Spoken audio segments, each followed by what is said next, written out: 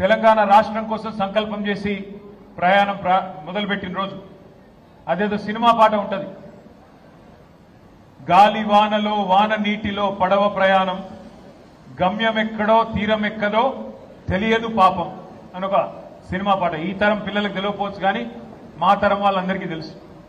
అట్లాంటి పరిస్థితుల్లో ఒక తుఫాన్లో చిరుదీపాన్ని వెలిగించినట్టు పెద్దలు కేసీఆర్ గారు ఆనాడు ఒక్కడుగా బయలుదేరి తెలంగాణ జాతిని ఒకటి చేయడానికి డాక్టర్ బాబాసాహెబ్ అంబేద్కర్ గారు ఏ సూత్రాన్ని అయితే చెప్పారో, బోధించు, సమీకరించు, పోరాడు అనే మాట ఏదైతే చెప్పారో, లక్షల సంఖ్యలో ప్రజల్ని సమీకరిస్తూ తెలంగాణ రాష్ట్ర ఏర్పాటు ఎందుకు జరగాలనో వారికి బోధిస్తూ, ఎక్కడ ఏ సమస్య వచ్చినా అడుగడుగున తెలంగాణ ప్రజలకు ఒక రక్షణ కవచంలాగా నిలిచి పోరాడుతూ ఆ బాబాసాహెబ్ చూపిన బాటలో, ఆ బాబాసాహెబ్ రాసిన రాజ్యాంగం ఆధారంగానే తెలంగాణ సాధించాలనే లక్ష్యంతో ఆ రోజు ప్రయాణం మొదలైంది. కేసీఆర్ గారు ప్రయాణం మొదలుపెట్టిన రోజు ఏమున్నదన్నాడు? కేసీఆర్ గారేమి ఒక సినిమా నటుడు కాదు. మొన్ననే తమిళనాడులో మీరు చూసినారు, విజయ్ గారు పార్టీ పెట్టిన 26 నెలల్లోనే ముఖ్యమంత్రి అయినాడు. ఎందుకంటే ఆయన సినిమా యాక్టరు, సినిమా గ్లామర్ ఉంటుంది, ఫ్యాన్ క్లబ్స్ ఉంటాయి. మరి కేసీఆర్ గారేమి ఎన్టీఆర్ గారి మాదిరిగానో విజయ్ గారి మాదిరిగానో సినిమా యాక్టర్ కాదు. పోనీ మనకు సపోర్ట్ చేసే మీడియా ఉన్నదా అంటే ఎవ్వరూ లేరు. ఉన్న కొద్ది మీడియా మనకు వ్యతిరేకం.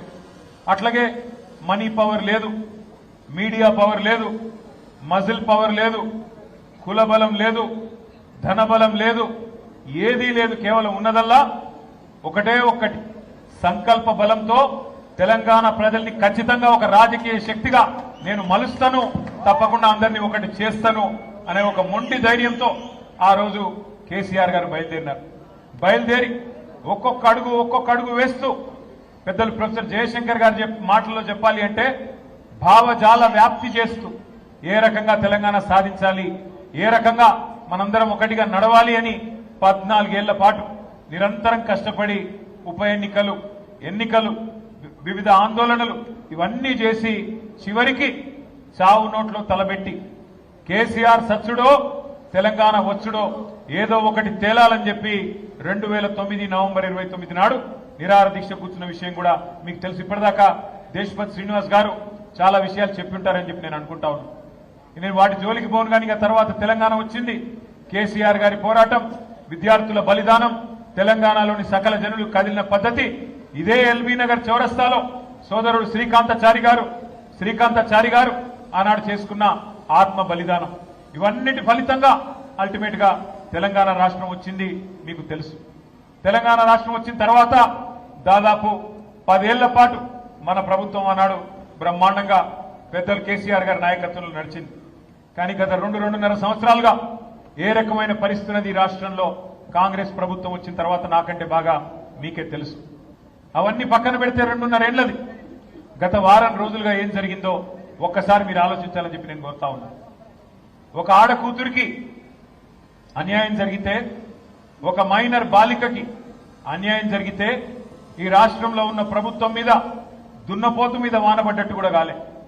ఒక మైనర్ అమ్మాయికి అన్యాయం జరిగితే ఎవరు ముందుకు రాలే. ఇటు కాంగ్రెస్ నోరు మూసుకున్నది, అటు చేసిన వాళ్ళు, తప్పు చేసిన వాళ్ళు బీజేపీ వాళ్ళు కాబట్టి వాళ్ళు కూడా నోరు మూసుకుని ఉన్నారు. కొట్లాడింది ఎవరు? నిలబడ్డది ఎవరు?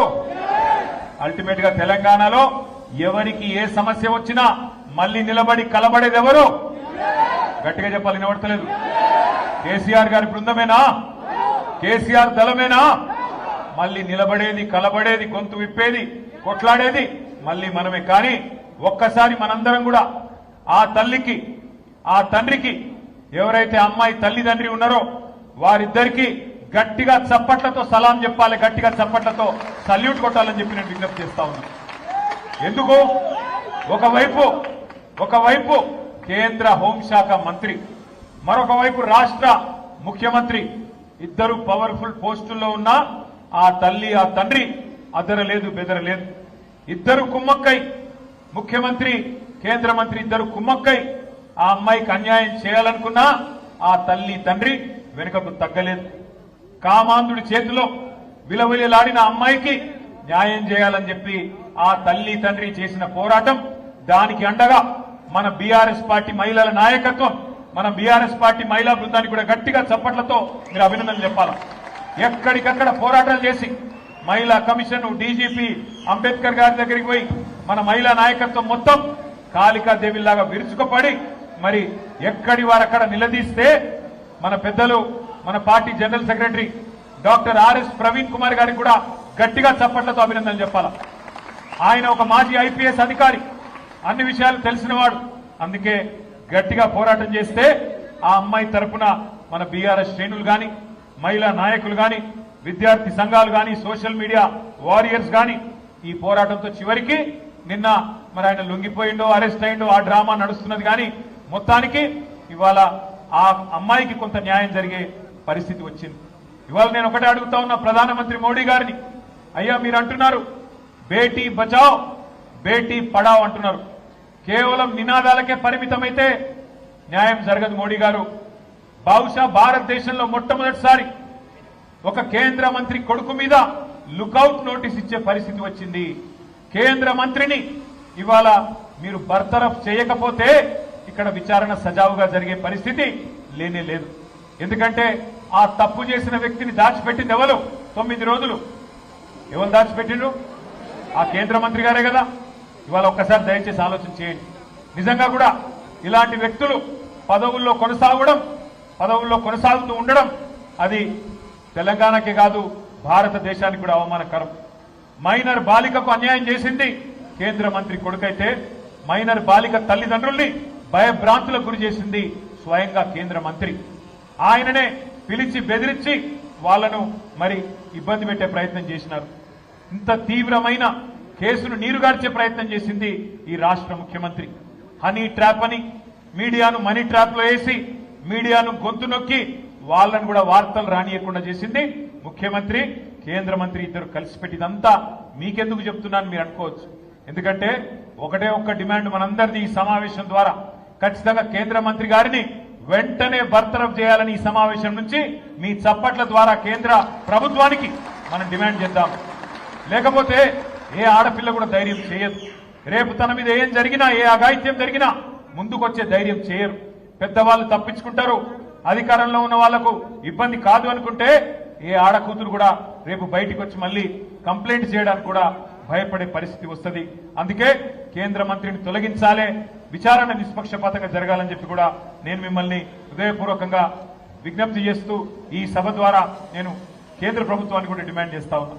ఇక మనందరం కూడా ఇక్కడికి వచ్చింది, ఇక్కడ కలుసుకుంటున్నది ఇవాళ రాజకీయంగా బూత్ లెవెల్లో మన బాధ్యతలు గుర్తు చేసుకోవడానికి, ముఖ్యంగా మన నాయకుడు కేసీఆర్ గారి నాయకత్వంలో మనం చేసిన వివిధ కార్యక్రమాల్ని, మనం చేసిన ప్రయత్నాల్ని తెలంగాణ ప్రజలకి, ముఖ్యంగా ఎల్బీ నగర్ నియోజకవర్గంలోని ప్రతి అన్నకి, ప్రతి తమ్ముడికి, ప్రతి చెల్లికి, ప్రతి అక్కకి వివరించి చెప్పడానికి మీరందరూ కూడా నిజానికి ఇక్కడ కూర్చున్న మా సోదరులందరూ, నేను సుధీర్ రెడ్డి గారిని అడిగినాను, అన్నా మరి మీరు పొద్దున్న నుంచి సాయంత్రం దాకా శిక్షణ కార్యక్రమం అంటున్నారు, హైదరాబాద్ లో జనరల్ గా మరి అంతసేపు ఎవరు ఉండరు, హైదరాబాద్ లో మన నాయకులు కానీ కార్యకర్తలు కానీ ఒక గంట సేపు మీటింగ్ వస్తేనే ఎక్కువ అంటే సుధీర్ రెడ్డి గారు నాతో ఒక మాట అన్నారు, అన్న మా ఎల్బీ నగర్ కార్యకర్తలంటే, మా నాయకులంటే క్రమశిక్షణ కలిగిన వాళ్ళు, మీరే రండి మీరే చూడండి ఎంత ఆర్గనైజ్డ్ గా ఎంత పద్ధతిగా మేము ఉంటామో మీరే చూడండి అన్నారు.